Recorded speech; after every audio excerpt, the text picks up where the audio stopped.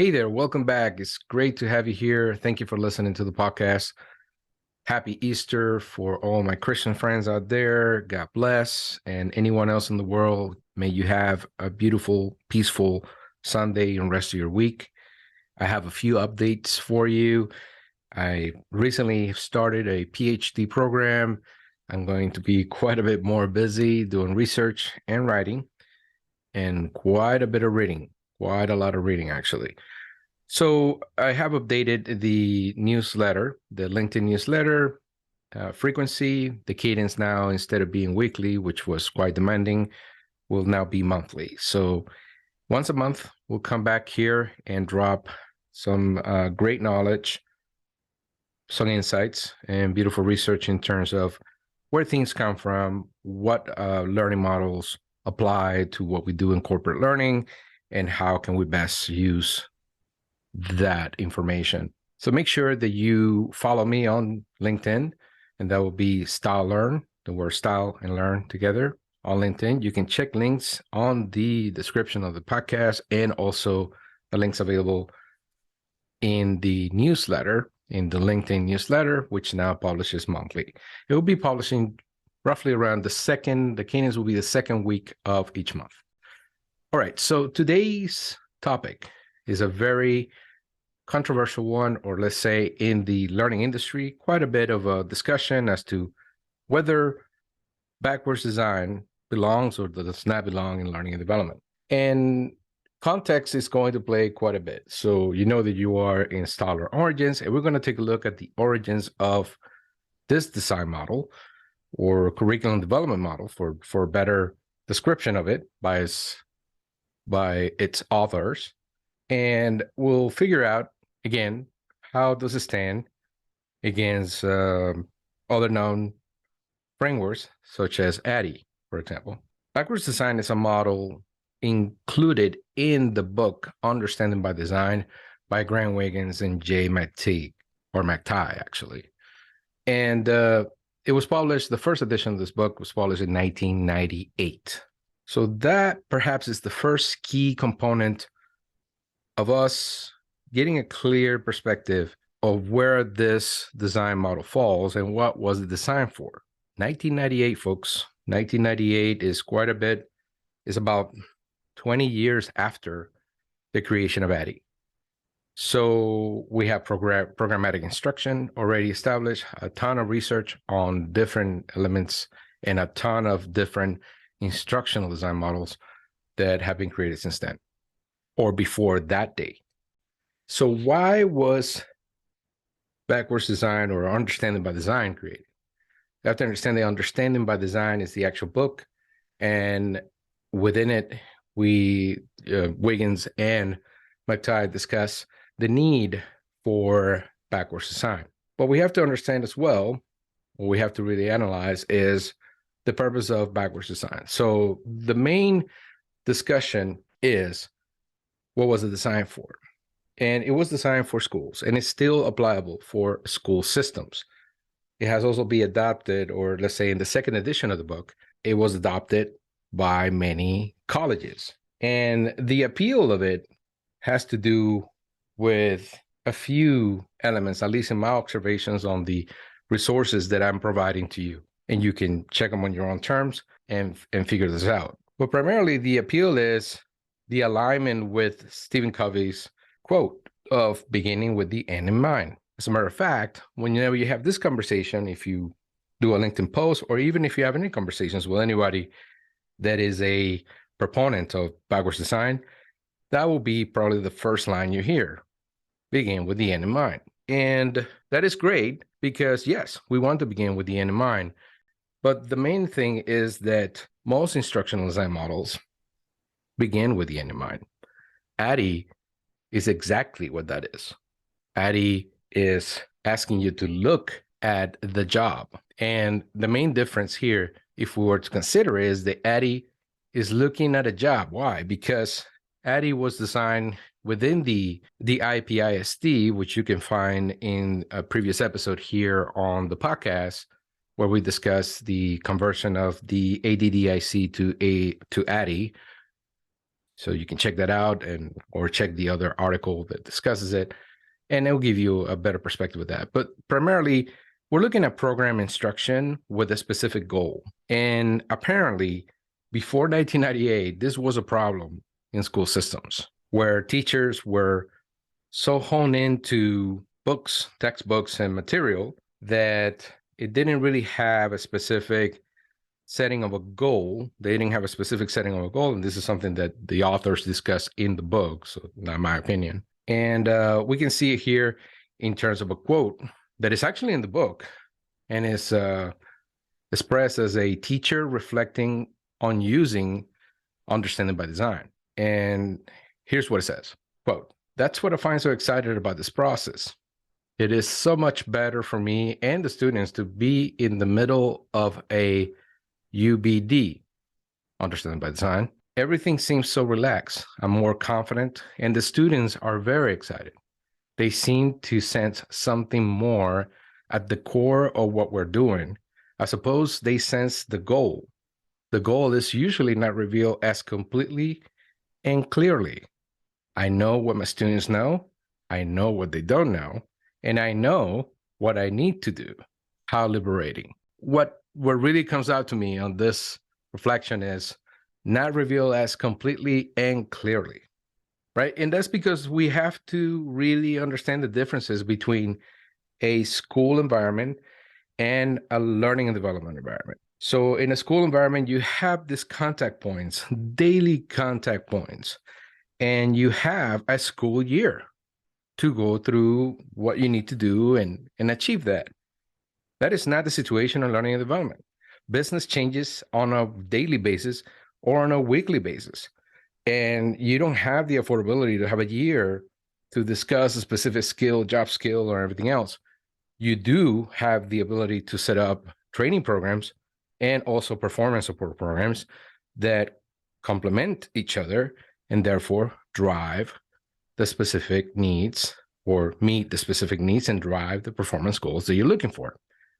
Great. All right. So we have that established.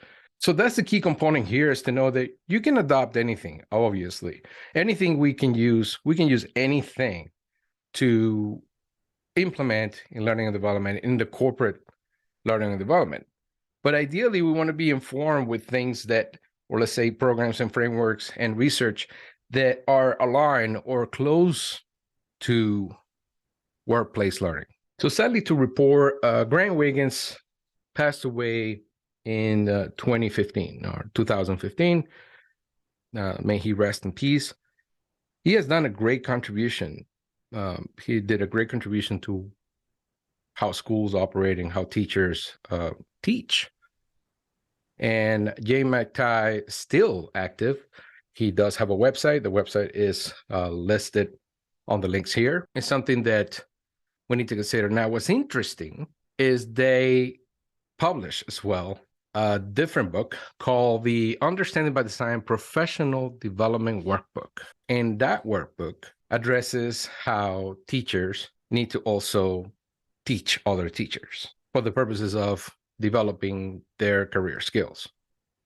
So the important things to know here about understanding by design, which is actually the framework, and we can consider backwards design to be a model within that framework. And if you're confused in between the words of framework and model, think of framework as the foundation of a house and model as to the steps by which to do a layout within the house. Many people also have many different opinions about that. So, really, this is not what this episode is about. It's just a way to help you kind of think of what it is and what it's not. According to the book, on the second edition of the book, page 7, the authors state that Understanding by Design is not a prescriptive program. It is a way to think more purposefully and carefully about the nature of any design that has understanding as the goal. That is a key problem that you have with corporate learning. In corporate learning, you want people to perform specific jobs. If we're talking about, performance of a job, right? And I'm not talking about training for awareness or a better day sort of training, or if we refer back to the first episode, which is about the instructional models that were set back in 1919, meaning training, if I'm going to summarize it, is training for action, not training for cold storage. So training for cold storage meant that I'm teaching you something today, and in a rainy, shiny day, you're going to pull that knowledge out of somewhere, and that's going to help you. And we know that is not effective at all. It is a good reference though, but it's not what you want in a corporate learning environment. If I have to, for example, do something specific to project management, I need to have performance support resources that I can refer to real quick, a web page or a PDF or something like that. In the case that I'm not too, let's say, sapient about it, I'm not too knowledgeable about it. So I do the quick reference, maybe I do a Google search, and then I get back on track. But I do know how to manage a project in the basics, right? So back to the discussion of understanding by design, it's clear to understand a few things, or let's say, actually know a few things, and then you can move on to understanding. Understanding is quite the ambiguous word. It was determined ambiguous by Benjamin Bloom in 1956, and this is something that the authors mention in the book. And they refer to it as being something more important as to understanding. And that's great. Understanding is good as long as you completely state and delineate what is to be achieved out of understanding. Because you understand rocket science, but a rocket scientist understands rocket science. Who understands it more? Who are you going to rely better, unless you're a rocket scientist, of course? So I hope you get my point on that. So from a critical perspective, I got to tell you, you make your own judgments. You go take a look at this book, which is available through the archive.org website, which is an amazing website and is under attack right now by some book publishers because they're offering this great books, for example, for free. I mean, at least temporarily. It's not something you can essentially download, but you can actually view the content. You can read the book online.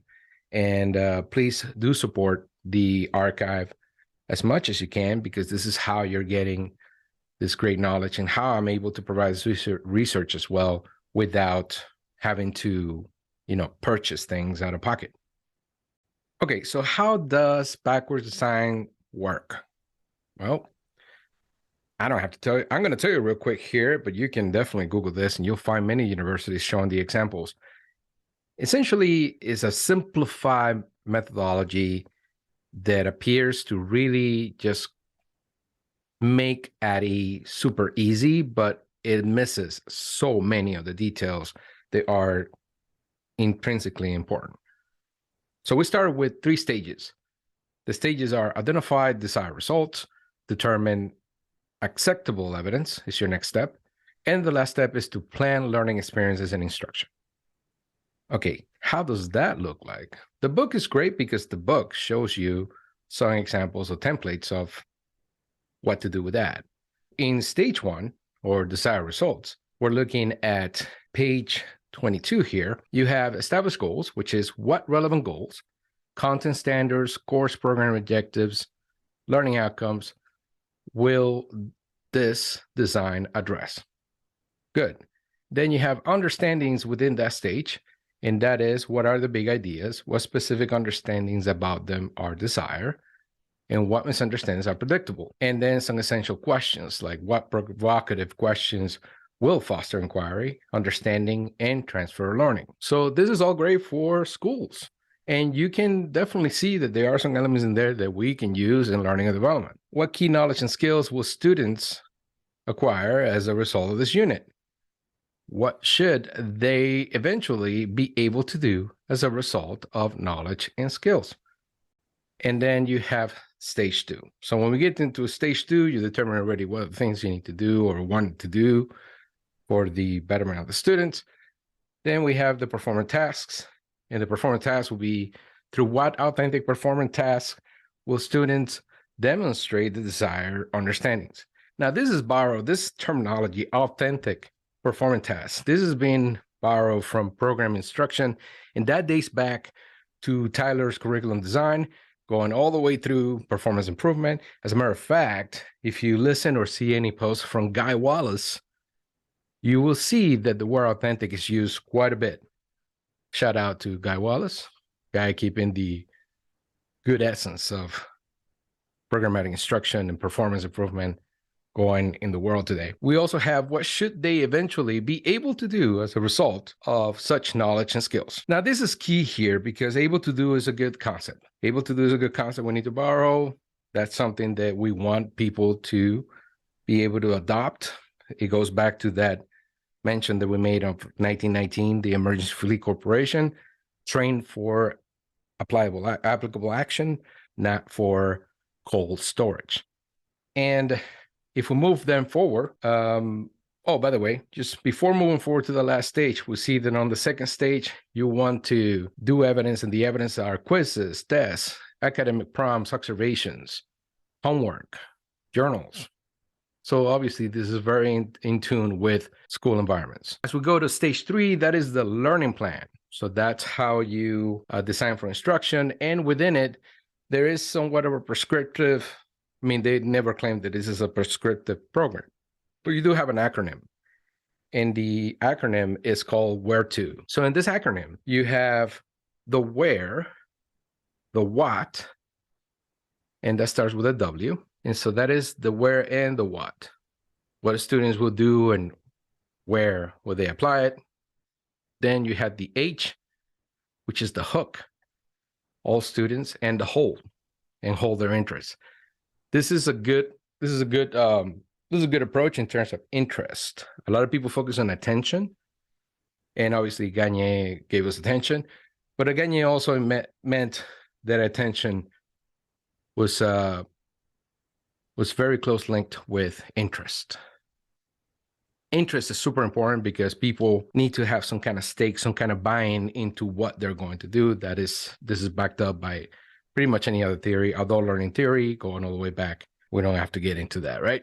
You know this if you are a learning professional in any environment. Then we have equip the students, and experience and exploration. So good. And then on the R of that where to, we have the opportunities to rethink. So the opportunity to rethink and reflect. We have E, which is allow students to evaluate their work and its implications. So again, something that we can use. And T, which is to be tailored, personalized, of the different needs, interests, and abilities of learners. Good in some respect, yes. It could be conflated with learning styles in some respects. So personalization is great, no doubt. Context matters, of course. So what is it that we are actually trying to achieve in the organization? And then on O is to be organized, to maximize initial and sustained engagement, as well as effective learning. Now, it bears to mention that in the second edition is where you get the where to. The T and the O were added in the second edition. The first edition did not include those aspects. This is backwards design.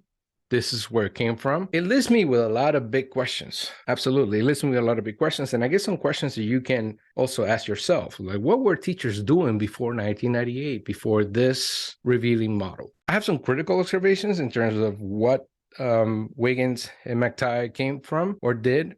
The fact that they never reference Robert Gagne, they don't use Robert Gagne in their references, and that is a big gap because Gagne started research and focused on task analysis, and maybe that is why Gagne is not part of the references and the resources used to write the book.